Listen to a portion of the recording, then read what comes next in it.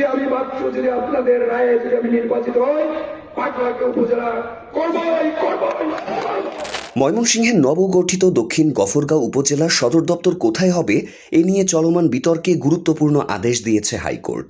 উপজেলা সদর দপ্তর উস্থি ইউনিয়নের নয়াবাড়ি মৌজায় স্থাপনের সরকারি সিদ্ধান্তের ওপর 2 মাসের স্থগিতাদেশ দিয়েছে আদালত। একই সাথে এই সিদ্ধান্ত কেন অবৈধ ঘোষণা করা হবে না তা জানতে চেয়ে জারি করা হয়েছে রুল। গত 26শে জুলাই বিচারপতি হাবিবুল গনি ও বিচারপতি তাজরুল হোসেনের সমন্বয়ে গঠিত হাইকোর্ট বেঞ্চ একটি রিটের প্রাথমিক শুনানি শেষে এই আদেশ দেন।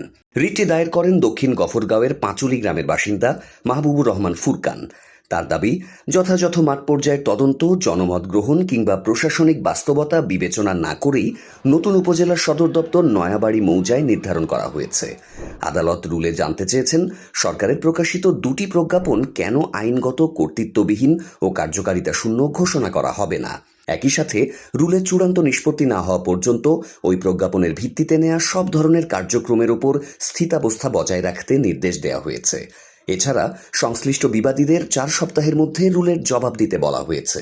আদালতের রিটকারীর পক্ষ থেকে শুনানি করেন সুপ্রিম কোর্টের সিনিয়র আইনজীবী অ্যাডভোকেট মিজানুল হক চৌধুরী, হাসান মোহাম্মদ রিয়াদ ও মোহাম্মদ হাবিবুর রহমান। রাষ্ট্রপক্ষে ছিলেন deputy attorney general Mohammad Zishan Haider, Mohammad Asif Imran Jisan এবং রুহুল আমিন শিকদার।